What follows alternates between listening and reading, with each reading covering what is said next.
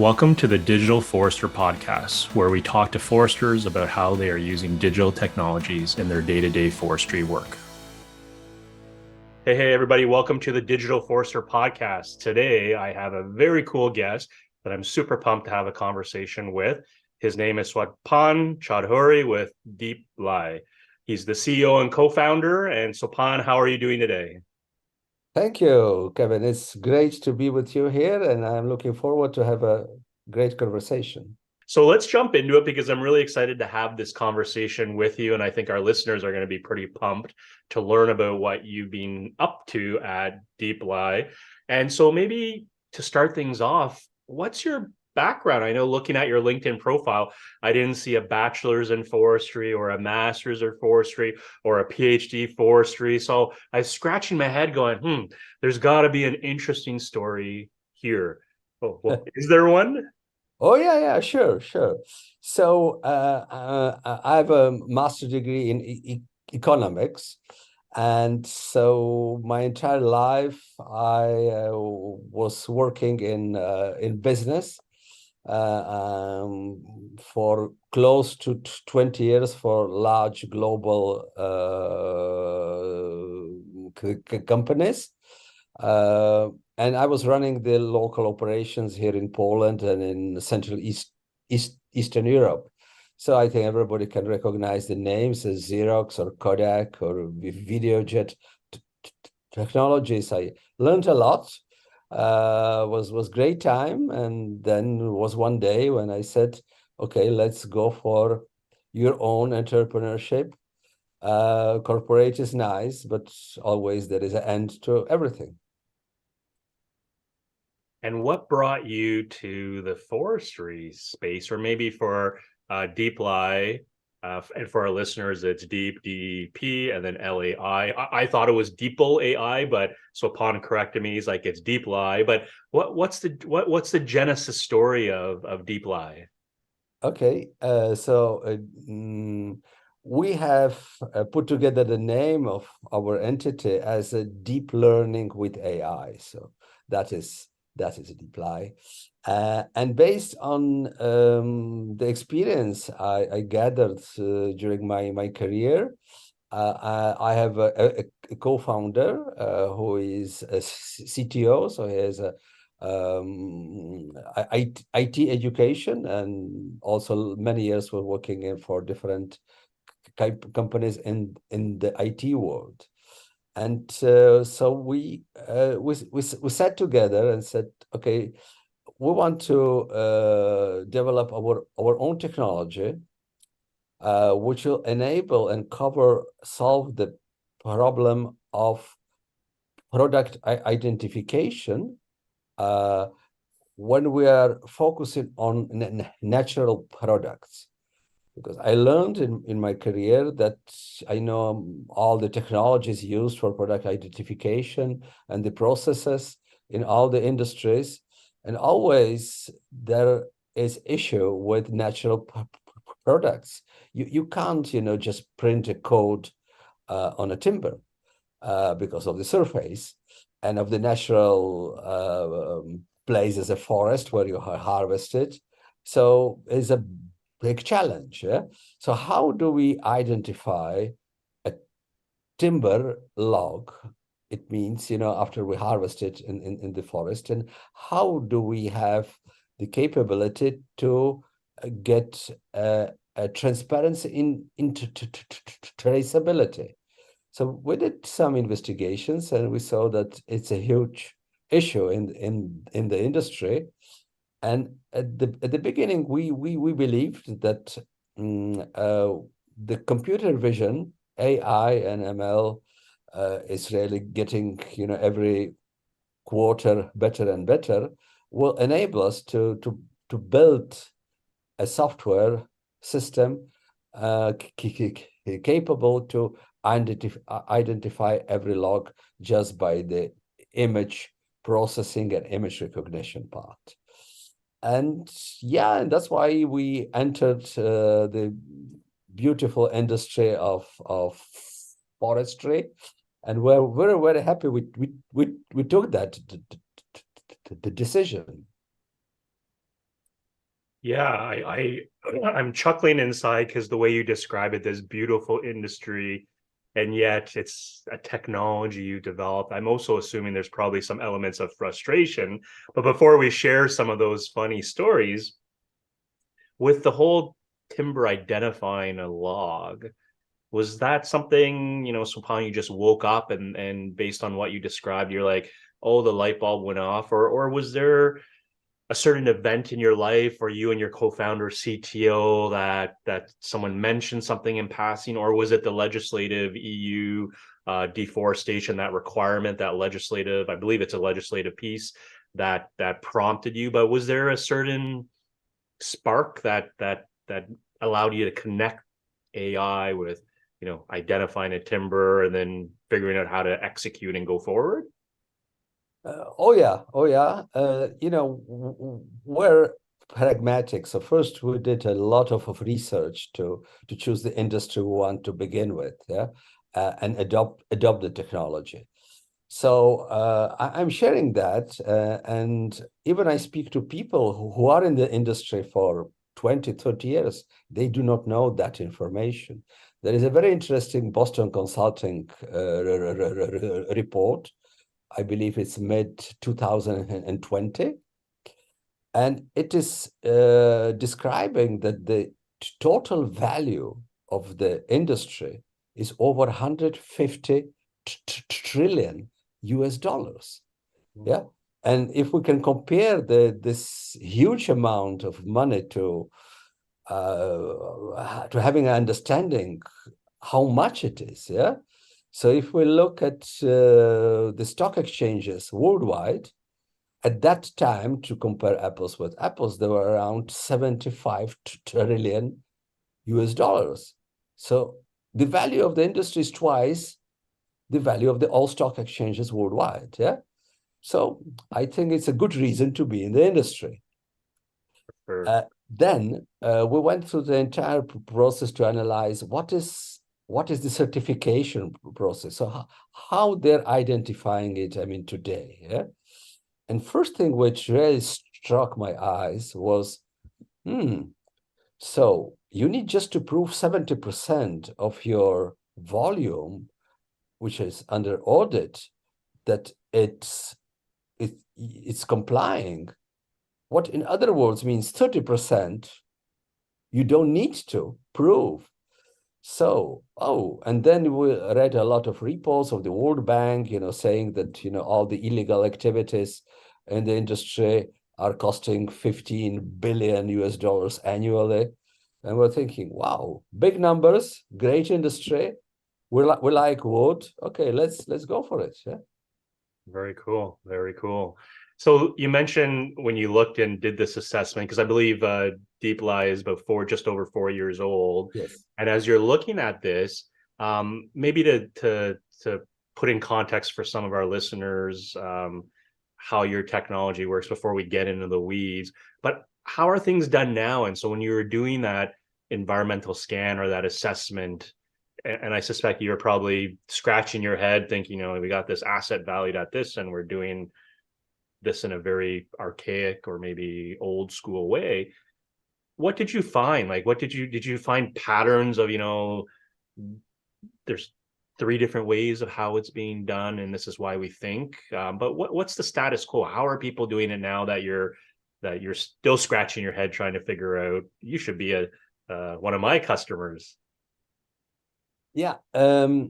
So when we did the research understanding, so how the logs are marked, yeah, and how they're are traced. So we found out that depending obviously on the country, on the region, there are different specifics. Some countries, as Canada or US, they're not marking them at all because they is not needed.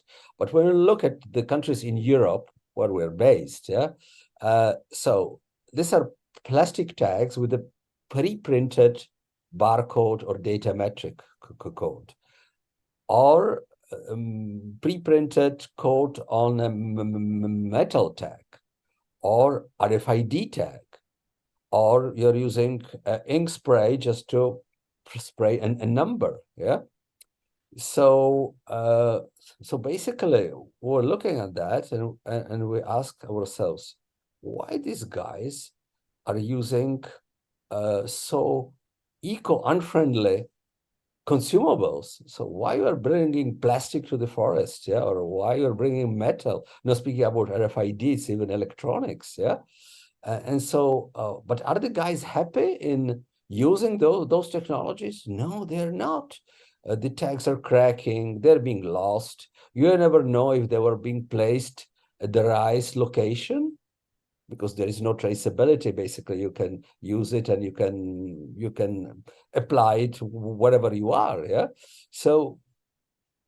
And we looked at as well at the certification companies, the process of the auditing of the certification. So like 50 years ago, you go for a audit in person, you are looking at the paperwork, yeah.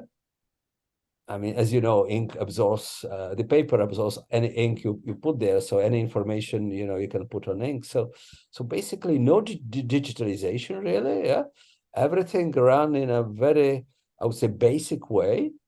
And we said, wow, when we come with our solution based on computer vision, it will be a big wow, yeah.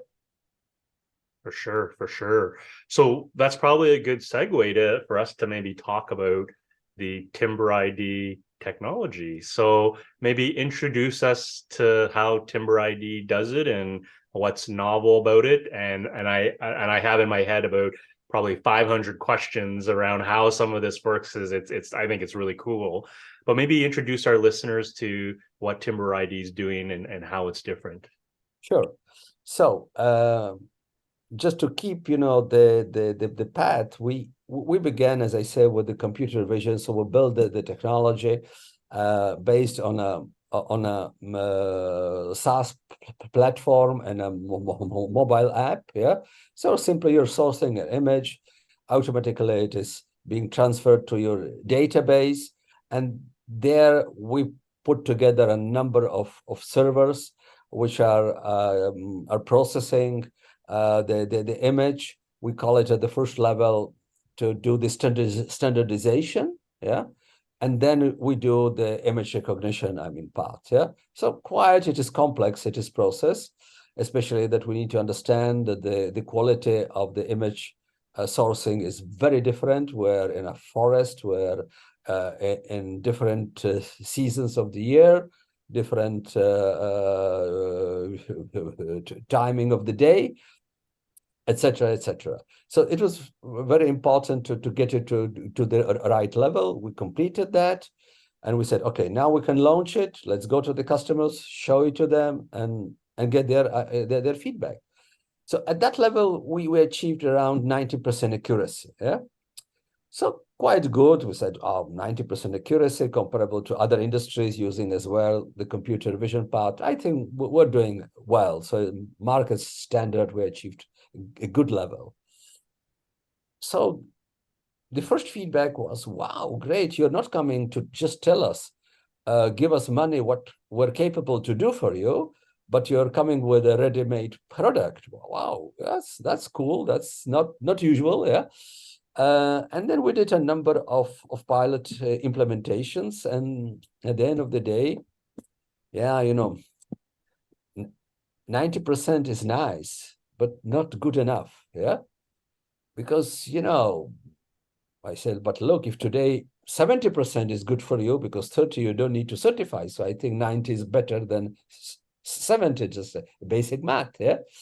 Yes, but now we'll be facing the European Deforestation Regulation. It's coming, yeah, and it will be very strict. So we need to hit 100%. Wow. Cool. So we said, okay, we like new challenges. So to make long story short, we have invented our own code. So we create our own code. Anyone interested, just look at Deeplai.com and you'll gather all the information. So it is a random placement of symbols. So it is encrypted. You can't understand what information is there. And we have engineered markers which are indenting the code on the timber ring face. Yeah? In this way, we have solved the first biggest issue which we're looking at. No consumables, no plastic, no metal, no RFID, no paint, yeah, just indent a code on the timbering face. Secondly, we understood how critical it will be to get really the highest level of authentication. Yeah.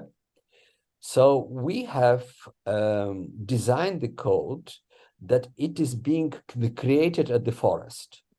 Yeah.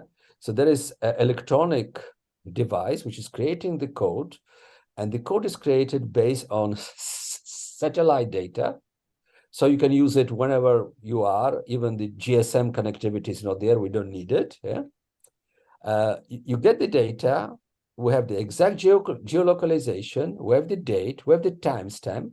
So geolocalization 2 meters. Date is date. Timestamp 1 second. Yeah. And you can add still some other information to it. Yeah. So we have engineered the first level of a marker. And we brought the entire technology, which is now at the commercial level, at Ligna show, that is an international wood machinery show in Germany, in Hanover, May this year. So TimberID is a technology which is using, first of all, the fingerprint signature of the surface. Secondly, a code. These two processes are independent. And thirdly, the combination of these two processes is really giving you the capability to achieve close to 100% accuracy level. And it is unfakeable because the code is generated at the forest and it is being applied at the moment it is created. Usually all the codes are created to a database, and you're retrieving the codes from a database and then you're applying them. Yeah. Our case is totally different. The code doesn't exist. Yeah. It exists just when you click the button to create the code. And it will be created exactly at the geolocalization you are. And as I said, timestamp until 1 second. Yeah. Why we put until 1 second? Because if we want to code logs which are on a pile and the process is automated, it will be very fast. So we need to distinguish that, geolocalization quite the same, because it's like 30 centimeters or 50 centimeters close to each other. So still we need to find how to distinguish. Yeah, that's why the timestamp is till 1 second. So this is the technology. This is the invention. There are 4 patents behind that. We're still thinking how to file additional, patents. And just to make a short summary at the end, the EU Deforestation Regulatory is in place. And for today, we're the only company who can supply a technology to match the requirements. Wow. That's impressive. So if I heard you properly, I'm just going to repeat back to you because I'm absorbing, listening patiently. So you got a smartphone app that we scan, and based on the signature of that log, you're doing some computer vision with the geolocation and the timestamp and other parameters. You're creating a set of codes, which, by the way, for our listeners, no, you understand wrongly. Yeah. So as I said, there are 2 processes independently. One is the computer vision, so taking the image and doing the fingerprint signature of the surface of the timber face of the log. Yeah. For the dimensions, the measurements. Yeah, dimensions, everything, all the patterns. Second technology is a marker, which is indenting the code on the timber ring. So both technologies you can use independently. Okay. You can use just the marker, indent the code. You can use the app to encrypt the data from the code, and you have the exact geolocalization, etc. Right. By using the image processing, you don't have geolocalization. Yeah. because you can be in a remote location where you don't have GSM, the connectivity. Yeah, this is number one. And number two, on a smartphone, you can really manipulate data. Yeah. Yes. In our electronic device, you cannot manipulate, the data, and that's why the geolocalization and timestamp are authentic. Gotcha. And so I believe this marking technology, I'm just looking at my notes here. It's called the decode marker hammer. Yes, exactly. So again, economics background, CTO with a technical background. This is a pretty unique invention. Like, is there another co-founder hidden away in the closet No, that's doing this? no, Like how did no. this come together? Because my partner, the co-founder, Andrew, so Andrew, hello, when you will listen to our podcast, he is skilled. And I'm happy to share with you that he really engineered this marker, yeah, and he created the entire idea of the code generation and the symbols, how they should look like. You know, we're going through a very tough process in months until we found the right shape of the marker, yeah. Because on the other hand, you need to create the shape in a way that the computer will read it fast. Yeah. Secondly, it has to be in a shape that it will be easy to be indented. Yeah. So on the engineering part, I can understand that you're surprised, and you're not the first one, that a small team of engineers and one economist were capable to create a really breakthrough. Technology. Yeah, and definitely for our listeners, it's worthwhile to go to the Deeplai website, because when I initially saw the codes, I was like, this is super cool. I almost felt like I was in this science fiction movie, or maybe an Egyptian, like Yeah. pyramid. It was like hieroglyphics almost like, and it looks super cool. And so thinking of this hammer, do I need to go to the gym and start working out to be able to swing this hammer? Or is this a light tap? Or is this like a sledgehammer? You got to swing this sucker to get that indent. Okay, so now the first level, as you mentioned, we call it, marker hammer. It's a manual tool. So there is a separate electronic tool which is generating the code. Manually, you need to set the code on the hammer. And if you play golf, it's like a golf swing, yeah. So you need to just get, it's quite fast. You can learn it. The marker swing. And just with one swing, you're indenting the code on the timbering.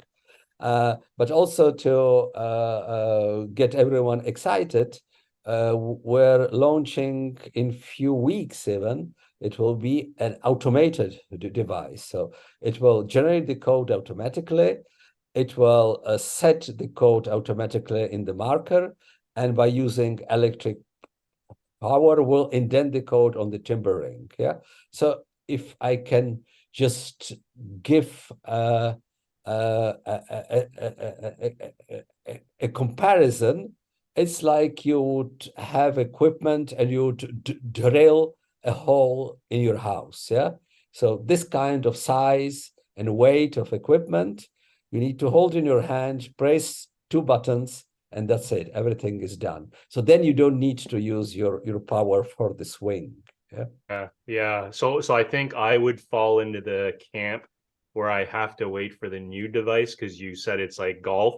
If I was swinging it, I'd probably be stamping the wrong log given my golf swing. So that's cool. So it sounds like in some of the pilots, there's some refinement, there's feedback from the users, and now you're working on that user experience, if that's the right word, of making it simpler. So absolutely very cool. So when we think about, and I can picture other foresters listening and asking questions, how fast, like given this, like way faster than traditional methods, or is it less about speed versus accuracy and uniqueness and traceability? Like, does that outweigh the speed? Like, how many logs can we stamp and scale in a given day, or what's the metric that you use to communicate the value? Okay, so just to explain why we came first with the manual hammer, yeah, because today if you are using any other tagging, you're using a hammer anyhow. You're putting a plastic tag, you're using a hammer. You're putting a metal tag, you're using a hammer. You're using RFID, you need to drill a hole and you're putting the RFID there. So it's a manual work, yeah. So at the first level, we're basically looking at it to put it as to compare it as apple to apple, yeah. There's no automation, doesn't exist. I mean today, yeah. From the customer experience with the manual unit, you can code mark around 120 logs per day. Yeah. When we look at the use case, yeah. So, if you are using a chainsaw to harvest, yeah, you are in a geographic location with slopes, etc., and you're looking at the species of a hardwood like beech or oak, yeah. The teams here in Europe, they're like 3 individuals in one team, are harvesting around 50 to 70 trees per day, yeah. So basically for them, the manual marker is enough. They're not wasting time, because in the entire process, there's always someone who has time to use the marker, set the marker, and indent the code. Yeah. When we're talking about softwood, obviously the productivity is much higher. They can be harvested using machineries, harvesters, etc. So in this case, we're looking already at the forest street, at the piles of logs. Yeah. And this is the place where we say, okay, that's why we need the automation unit, because once you're standing in front of the pile, you can just code very fast, and we do not know yet, because we're still not at the level of doing the assessment, but our assumption is around 600 to 700 logs per day per one unit. Yeah. So it is productive. Wow. But I think the most important is, the cost effectiveness, because we did a very detailed, cost analysis, and the cheapest to tag, plastic tag today, is here at the level between 10 to 12 euro cents. Average is 15 is euro cents. Yeah. If we take the total cost of ownership just using the code generation and indentation, it is something around like 3 cents. Yeah. Okay. Because there are no consumables. Yeah. You're having the total cost of ownership of the hardware. So it is 70% cost effective, comparable to any technologies which is used. I mean today. So just to give a short summary, as in North America, you're saying it is a no-brainer, yeah? Yeah, that's the saying. It's a no-brainer. The numbers line up. So very cool, Swapan. And so thinking we've kind of focused on the in the field, the markers, the indentation. And at the start when we started speaking, you mentioned, there's some server and it's more maybe a software as a service, a SaaS solution. So maybe for our listeners or viewers, what is the not the back end, not that a user, a forester would go into the servers, but the interface they deal with, is it map based and you can see, interrogate the data, get a report or pie charts, or what is that, or how would you describe that for our listeners in terms of their experience after they've already done the indentation? Okay, I just want to, okay, cool. I'll just come, to because I think it's important just to explain the entire process. So at the forest, you're using the marker first to indent the code, so generate indent the code. Then you're using an app, which is fully automated. You need just to position it in front of the timber ring. It is shooting the image automatically and sending it to your database in the cloud. Yeah. So these are the functions you need to do at the forest. Then, as a forest service management company or a forest owner, you sit at home in a comfortable armchair. Yeah. Open your laptop, and what can you see? You'll see a map where you will set the geolocation of your plot, which you want to view. Yeah. So automatically it will be set. Every log which is being sourced to your database will appear on your map as a dot. So you will see exactly, the productivity of the guys. You'll see, the quantities. You can simply view all what they're doing. Yeah. And this is the creation of the database. Yeah. So cool. Now you have your great database of all your harvested timber logs. So what's next? Next will be always the first level of the verification. It means you're moving out the logs, usually putting them on a truck and moving them out. Yeah. So once you're doing that, you're also using the app of scanning the logs which are being put on the track. The system automatically is creating files. So you see, a bunch of files. You see what exact amount has been shipped on every truck, and you can link it obviously with the provenance, with all the information which is there. Now,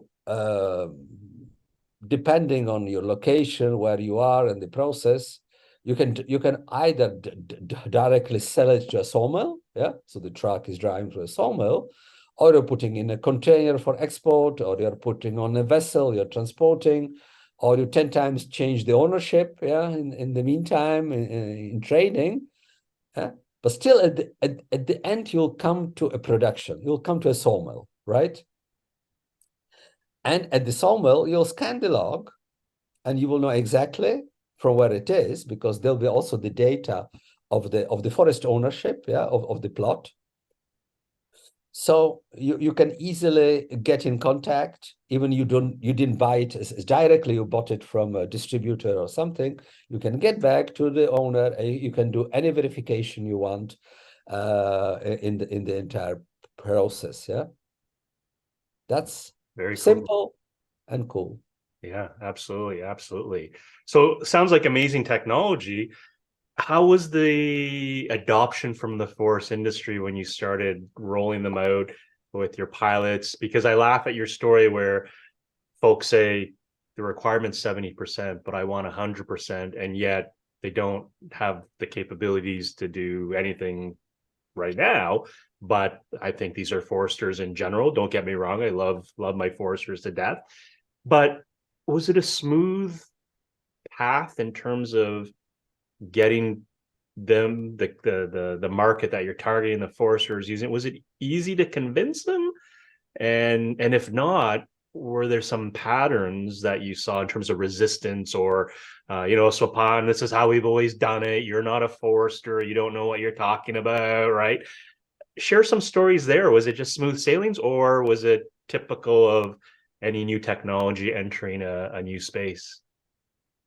Okay, let me get a little bit back when we were deciding to move to this industry. Yeah, well, we also understood that the industry is traditional, it's conservative, difficult, to adopt with new technologies. Yeah. So once we were engineering our markers, yeah, we have understood that even 100 years ago, there were markers with just one number, yeah, or a letter and a number, which have been used in the industry also to indent a code, yeah, but obviously it was a static code, not a variable code. But still, yeah, we said, let's see, you know, how the market will react. And the first level of, let's say, fear, yeah, was at the level of the marker, yeah. You know, someone needs to use additional hardware at the forest, yeah.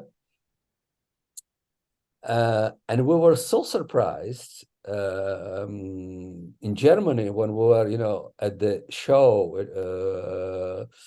and we're presenting the technology and the marker, and the foresters were coming, and they could, you know, hold it in their hand, yeah, and look at it. Wow, cool, amazing. Yeah, my grandfather was doing that, and basically really no issue if we need to convince someone. Then when I was going to the locations with the pilot implementations, yeah, I've seen, obviously depending on the individual, but there were some individuals who just, you know, looked at it, okay, just explain me. It was 10 minutes and they were using it, yeah. So I was really happy to understand that on this part, there will be no issue at all. This second element where we're a little bit afraid was the app, yeah? So, you know, you need a smartphone, you need, etc. That is the reason why we have designed the app that an individual is not clicking anything there at all.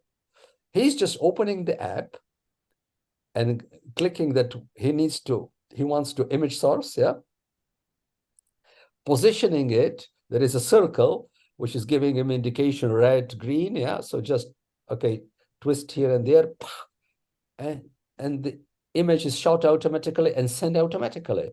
If the GSM is not available, it is stored in the memory and will be sent, I mean later, yeah. So I mean, easy, yeah. At the forest, easy. Then when you look already at the, you know, web client interface for the management and the information, then there is no issue at all. I mean, everybody is using computer today and is using different kind of softwares, ERP systems, etc. So I mean, really no issue in, you know, using it. We really created it in a very friendly way, and you basically do not need to do, I mean, much. If you want to do any verification, you need to click once, yeah, and the verification is done. You want to see on a plot, you need to enter just the coordinates of the plot, yeah, and everything is really very simple, very easy in use. For sure. Definitely easy in the world of forestry is a requirement there. So thinking of Deeplai and the TimberID, like from the business model point of view, if I'm a forester interested in doing a pilot or maybe eventually becoming a full-blown customer, is it a model where forester buys the hardware? You mentioned a software as a service component, so I'm assuming there's an annual fee, but then is it volume based that ultimately they're paying TimberID, or is it a mixed model, or what can you share on that front? Here as well, you know, we did a number of researches, yeah, on the SaaS platforms, etc. I shared my story at the beginning. You know, my first great large global corporation, Xerox, was really based and educated me on a click charge. Yeah, if you still remember that, you know, you got a copy and you were paying per click. Yeah, so yeah, I mean, this model is great, but it is great for the vendor. Yeah, the customers don't like, and we did a number of discussions, you know, with the foresters, and we understood, okay, that's not the model they will appreciate. Yeah, so our is very simple. You have a first fee is for getting the access to the platform we need to configure, etc. You got a monthly annual fee just for using the system. So irrespective of the number of logs or just whatever it's not. We also learned, and what we're doing a real cost recharge of the cloud, because it is on AWS, yeah. And one customer can do 2 verifications, other customer can do 25 verifications, yeah. So the processing, power of the servers obviously is different. The cost is different. So everybody's paying what he's using. Yeah, it's like it would be his storage and he will use it for himself. Yeah, so depending on his process, depending how he's managing it, he can view what is the cost. Yeah, it is, Okay. from the AWS invoicing, if not all the listeners are aware. So a standard AWS invoice is around 30 pages, and you need a PhD to understand what's inside. Yeah. So don't try it if you don't need it. Don't try it. We made it simple. Obviously, these are not exact values, but approximate values close to the exact one. Every customer can view it on his web client interface, so he will know what more or less the AWS, cost recharge Right. will be there. Yeah. Right. We also did, when we saw, at the market, that a lot of apps in the industry are also based on clicks. So let's say number of measurements. Yeah. How can you charge for number of measurements? For us, it totally doesn't make sense. Our TimberID app, and here I can be very open because anybody can check it on the App Store, costs $19 per month, unlimited. You can do how many measurements you want. You can do how many image sourcing you wish. That's it. Cheap and simple. Yeah. Wow. We also have a decode reader app where you want only to encrypt the information, to read the information. This app is free of charge. You can upload it and download it, and use it. Yeah. So, for example, for any auditor, he can audit just reading the code without even anybody knowing he's doing it, wherever he is. Yeah. For free. Wow. Wow. Interesting. Interesting model. I'm sure there's listeners going, I need to chat with Swapan to learn more. I'm gonna shift gears a little bit, like fascinating. And again, as I said, I had 500 questions, and obviously, I think our listeners and viewers would agree, listening to you, Swapan, that there's a lot of thought process that's being done, a lot of research, meticulous research to understand your market and who you're working with. So when we think about where TimberID is going, and are there certain technologies, like I sense you're just kind of starting, you've got a lot of other things at play thinking about this being the Digital Forester podcast. From a technology point of view, is there something in the near term, short term, or long term that gets you excited? And when you wake up, you're like, oh yeah, I'm going to work. We're starting to tackle this challenge in the forestry space. Anything that pops to mind that's new that you're watching that our digital foresters should think about, or maybe can join in the excitement that you have? Oh yes, oh yes. We, in our development roadmap, there are a lot of exciting things, but I can share a few of them. Few, obviously, I can't, yeah, at this moment. But few I can share. I think I'll get even the listeners even more excited than I did till now. Yeah. Next year, we're planning to add the following functionalities in the system. First is the automation using computer vision to set the species of the timber. Mm-hmm. Today, in the app, there is a large database of species. And before you begin to use the app, today you're harvesting beech, so you'll simply select beech. That in the system will know that, and you will know that as well. Yeah. And we want to automate it. Yeah. Why we want to do it? Because not everybody knows there is really quite long list of species which are really not allowed to harvest, yeah, in some regions of the world, which not always is the case that it's happening. Number two, in Asia or in South America, on 1 hectare, you can get 10, 20, 30 species, yeah? So you need also to have, it's not like in Europe or in North America, okay, you have pine and next 5 miles is pine, yeah? No, it is different there. So it will help the guys to have the better management understanding. So not only I see the dot and I see, okay, this is the timber log which is harvested, automatically I will know what species it is. Yeah? So this is one direction where we're going. This second direction is also based on the software part, because this I can share. On the hardware, it's more internal. It is the grading of the timber log. Yeah. So what's happening? You're loading on the truck from the pile logs, let's say a diameter of I don't know 15 or 20 inch. Yeah. So big ones.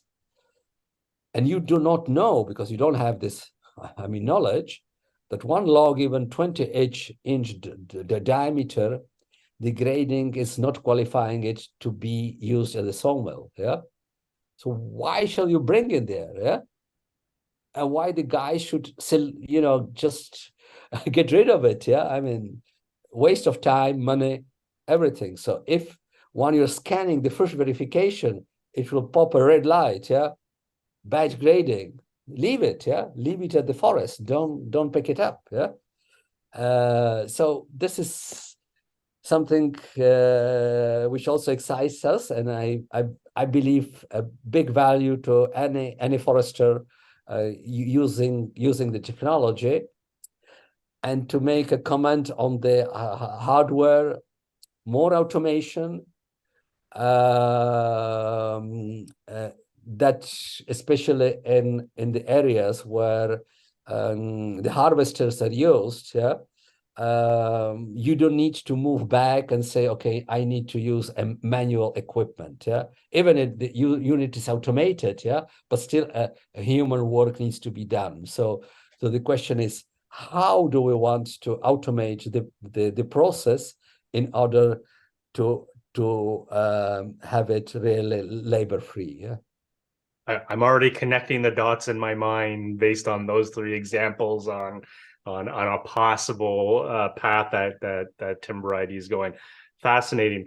I'm curious to know, maybe a completely different question. Lots of innovation here from someone with an economics background, engineers that are just engineers in general. Sounds like a small team, under 10. No, we're 14 today. 14. But Okay. small.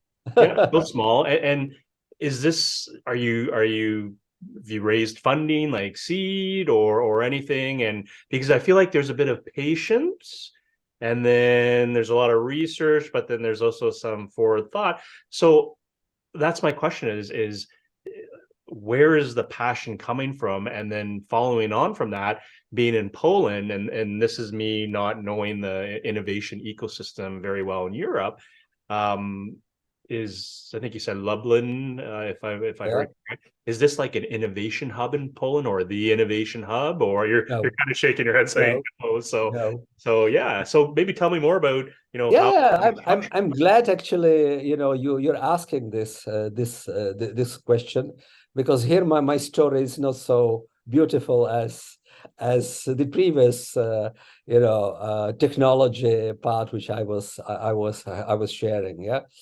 We as co-founders used a lot of our own funding, because we believe what we're doing, and we want to demonstrate to the future investors that by doing that, and not using just external funding, it should give them the confirmation that makes sense. We used the first level of, let's say, friends and family, or individuals like angels. Yeah.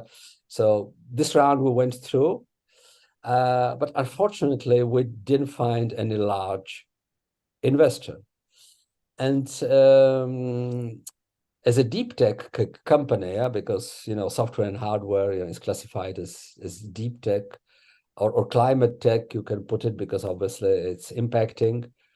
There is not much focus on the investment, market.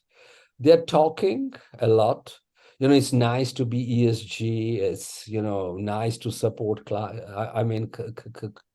climate, and the message basically is, oh, just by the way, once you will already reach the production of 100 units per month, then is the right time to knock our door. And my answer is simple: believe me, if I get there, I don't need you. Yeah.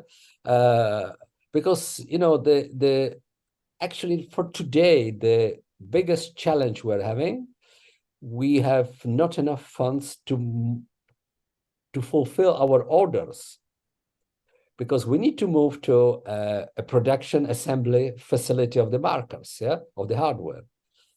We don't have enough funds to move there.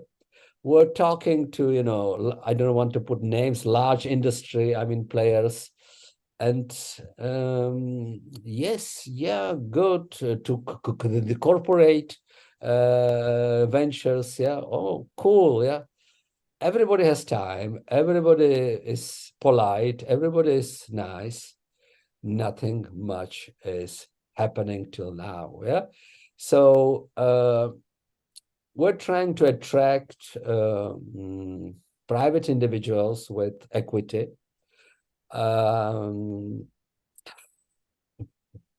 Family offices, this level of investors who care more about the society, about the climate change.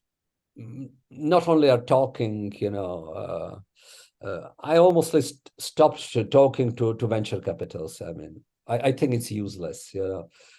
These guys are simply their checkbox, tagging. Okay, no production. Okay, gone. Yeah, that's it. So they even don't try to understand. Yeah, and with all what I said, yeah, and I'm confident that we'll be a unicorn in few years. Yeah. So if somebody really wants to support the climate, I have a couple of statements which I'm using. Yeah. Like, trees can't talk. Humans need to take action. Yeah.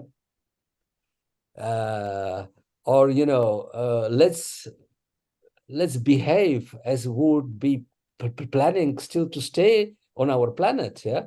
So or I'm saying, okay, oh, it's great, you're having great investments, you earned like tons of money. Yeah. But you think you'll be able to spend them in 50 years? Yeah. So we need guys with really different level of thinking. Yeah. And as all in life, as important things come with luck. Yeah. So we need good luck. Yeah. So I hope you will wish me at the end of our discussion that a number of individuals will listen to us, and there'll be one who will say, wow, these guys are great. They engineered all in-house. So one also very important information, and that's my recommendation to all investors. Outside your box, talk and ask two questions. First of all, ask who are the founders and try to talk to them and understand what they're doing and why they're doing. Yeah. And number two, award them for not having an idea and outsourcing things, but doing everything in-house. So all the IP we have on the software, on the hardware, all the patents, all is done in-house by the team of our engineers. Very cool. This is very unique. Yeah, no, absolutely. Congratulations on bootstrapping TimberID to where it is. 2023 from a funding point of view, as you know, is a tough year. 2024, maybe there's some more purse strings loosening, and I'm sure that sometimes the moment you mention hardware, there's some people that go running for the hills, right? They form the wrong opinion sometimes, or they focus on the wrong thing. But wishing you all the best of luck there. So as we look to wind down, Swapan, like amazing conversation here. I'm really pumped on this side. If folks want to reach out, whether as prospective customers or maybe investors, because believe it or not, the audience of this podcast is actually global, and surprises me every time I look at the analytics. It's digital foresters everywhere around the world. But if folks want to reach out to you, what's the best way they can get a hold of you? Just, go to deeplai.com and you'll get the contact informations. Or if you want to send me an email, swapan@deeplai.com. And I'll be happy to talk to everyone and answer all the emails. And I'm looking forward. Either you want to use the technology, you want to pilot, you want to learn more, you want to support, you want to invest, just feel free, just reach out, and I'll be happy to support you. For sure, for sure. Well, I definitely appreciate you giving me your time and the audience time to learn about TimberID. Amazing story. I wish you all the best of luck. I'll be watching to see what happens and where you go and the new innovations that come out. But thanks so much for joining, and I'm wishing you all the best of luck. Thank you. Nice to be with you. All the best. Take care.